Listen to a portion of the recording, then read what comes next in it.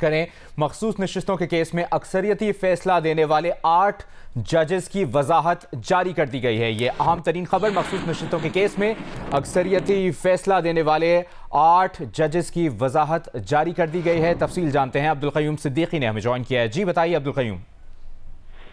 जी, आपको याद होगा कि 12 जुलाई को जब सुप्रीम कोर्ट ऑफ पाकिस्तान के फुल कोर्ट ने मखसूस नशिस्तों पर 8 और 5 की अक्सरियत से फैसला किया था, उसके बाद ये बात भी कही गई थी कि 39 अरकान तो पाकिस्तान तहरीक इंसाफ के हैं, लेकिन 41 अरकान के हवाले से कि वो बैक डेट के ऊपर अपना सर्टिफिकेट दे सकते हैं पार्टी हेड की मंजूरी से, और वो उस सियासी जमात के रुकन मुतसव्वर होंगे। तो इस पर जो है वो इलेक्शन कमीशन ऑफ पाकिस्तान ने एक दरखास्त जो है वो सुप्रीम कोर्ट में दाखिल की थी और इस पे क्लैरिफिकेशन के लिए कहा गया था। ताहम उसके बाद जो है पाकिस्तान तहरीक इंसाफ ने भी उस हवाले से अपने दस्तावेजात एक सीएमए के जरिए दाखिल किए। अब ये 8 जो जज साहिबान हैं, जिनमें justice Mansoor Ali Shah, justice Munib Akhtar, justice Mohammad Ali Mazhar, justice Ayesha Malik, justice Athar Minallah, justice Syed Hasan Azhar Rizvi, justice Syed Shahid Waheed और जस्टिस इरफान सादत खान हैं, उनकी जानिब से सुप्रीम कोर्ट ऑफ पाकिस्तान की वेबसाइट पर ये एक ऑर्डर की सूरत में क्लैरिफिकेशन जो है वो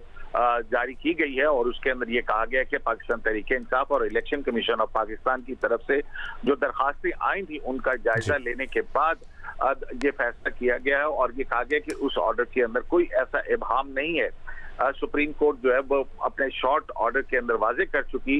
यही बात अब्दुल क़य्यूम, 12 जुलाई के फैसले में जिस इबहाम का कहा जा रहा था वो किस बात पर था?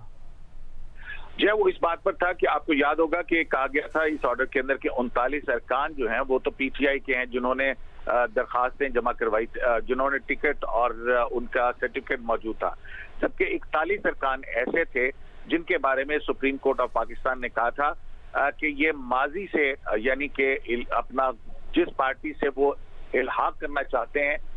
उसका पार्टी हेड की मंजूरी से सर्टिफिकेट दाखिल करेंगे और फिर वो उस सियासी जमात के रुकन होंगे।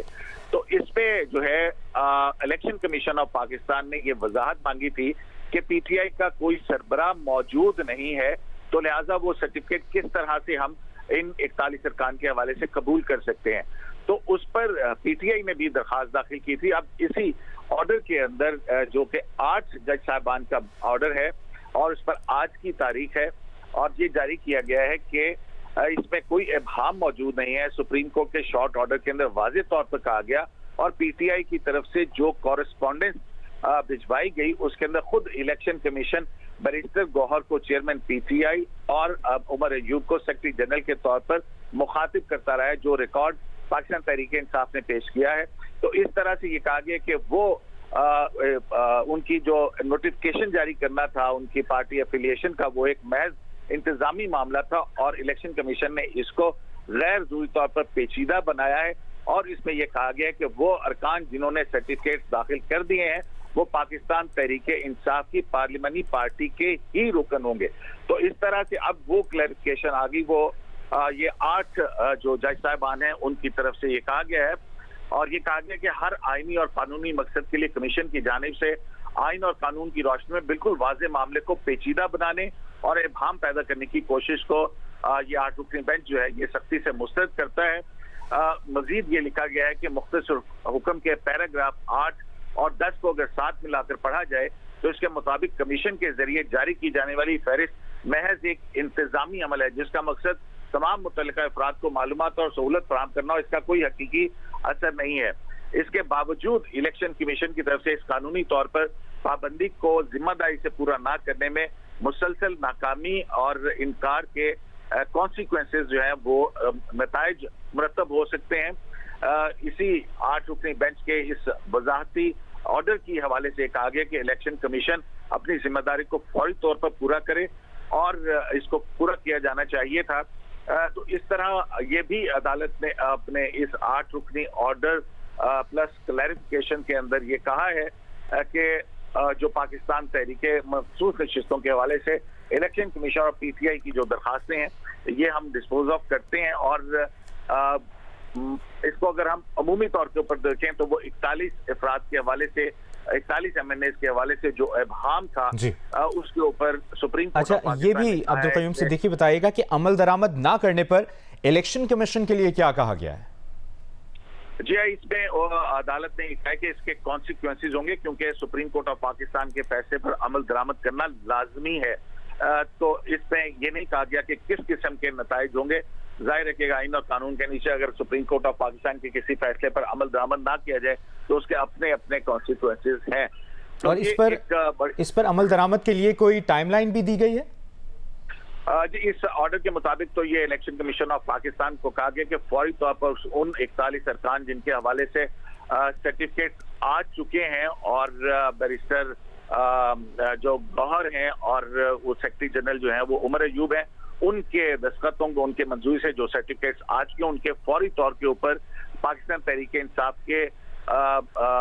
इन अरकान का नोटिफिकेशन जारी किया जाए। मानिए कि 41 अरकान को पार्लिमानी पार्टी पाकिस्तान तहरीक इंसाफ के उनके अरकान कंसिडर किया जाए। सही। अब्दुल क़य्यूम सिद्दीकी, एक बार फिर हमारे नाज़रीन के लिए बताइएगा, इलेक्शन कमीशन ने क्या वजाहत मांगी थी इससे मुतालिक? जी, इलेक्शन कमीशन ऑफ देखें, जो 12 जुलाई को सुप्रीम कोर्ट के 8 रुकनी जज साहबान का फैसला था उसके अंदर यह कहा गया था कि 39 अरकान जिन्होंने इलेक्शन के वक्त या तो पीटीआई की तरफ से टिकट दिया था या उसकी एफिलिएशन जाहिर की थी, वो तो 39 अरकान पाकिस्तान तहरीक इंसाफ ही के हैं। जबकि 41 अरकान जो कि इलेक्शन कमीशन ऑफ पाकिस्तान ने जो फहरिस्त अदालत में जमा करवाई थी उसके मुताबिक ये था कि उनके पास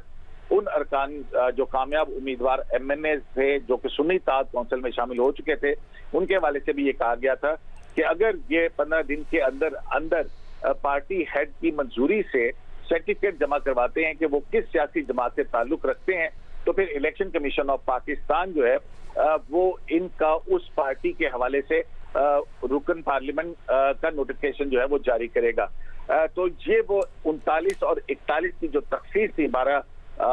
जुलाई के फैसले के अंदर, उसकी वजाहत मांगी थी इलेक्शन कमीशन ऑफ पाकिस्तान ने कि पीटीआई का कोई पार्टी स्ट्रक्चर मौजूद नहीं है, तो ऐसी सूरत में इन 41 अरकान के हवाले से इलेक्शन कमीशन को क्या करना चाहिए, क्योंकि जो पार्टी टिकट है वो पार्टी सरबराह ही दे सकता है या उसके सेक्रेटरी जनरल जो भी क़यादत है, जो भी पार्टी स्ट्रक्चर होता है। तो इलेक्शन कमीशन का कहना था कि पीटीआई का कोई पार्टी स्ट्रक्चर मौजूद नहीं है। अब जो 8 रुकनी बेंच है इसने कहा कि इलेक्शन कमीशन की दरखास्त और पाकिस्तान तहरीक इंसाफ की जो तरफ से जो सीएम दाखिल की गई थी उसके अंदर मुतअद्दिद किस्म की ऐसी डॉक्यूमेंट्री एविडेंस आयद की गई है जिसके अंदर खुद election commission of Pakistan barrister Gauhar को पार्टी चेयरमैन जबकि उमर अयूब को सेक्रेटरी जनरल के तौर के ऊपर जो है वो कंसीडर कर रहा है। तो ऐसी सूरत में कोई इबाम नहीं था और जो सर्टिफिकेट इनकी मंजूरी से आ चुके हैं उसके फौरन बाद इलेक्शन कमीशन को नोटिफिकेशन जारी करना चाहिए था। वो कि ये कि इंतजामी अमल है, इसकी कोई ऐसी हैसियत नहीं है, लेकिन इलेक्शन कमीशन ऑफ पाकिस्तान ने अपनी ये जिम्मेदारी पूरी नहीं की, तो इस बुनियाद पर इसके कॉन्सिक्वेंसेज जो हैं वो हो सकते हैं। और इलेक्शन कमीशन को ये कहा गया कि वो फौरी तौर पर इनका यानी कि पीटीआई की पार्लियामानी पार्टी के अंदर इनका नोटिफिकेशन जो है वो जारी करे। और अब्दुल क़य्यूम सिद्दीकी, इसको मजीद एक्सप्लेन कर दीजिएगा, जो सुप्रीम कोर्ट की जानिब से कहा गया कि इलेक्शन कमीशन ने इस हुक्म को गैर जरूरी तौर पर पेचीदा बनाया है, मजीद क्या कहा गया? क्या उसमें जो है वो सुप्रीम कोर्ट ऑफ पाकिस्तान ने यह कहा है कि मुख्तसर हुक्म के पैराग्राफ 8 में वाज़ेह तौर पर ऐलान किया गया था, यानी कि वाज़ेह तौर पर सुप्रीम कोर्ट ऑफ पाकिस्तान ने हुक्म दिया था कि जब मतलूबा सर्टिफिकेट जो पार्टी सर्टिफिकेट हैं वो जमा करा दिए जाएंगे और इसकी तस्दीक मुतल्लिका सियासी जमात की तरफ से हो जाएगी, तो ऐसे उम्मीदवारों की हासिल करदा नशिस्त को फौरन इस सियासी जमात की हासिल करदा नशिस्त। सही है अब्दुल क़य्यूम सिद्दीकी।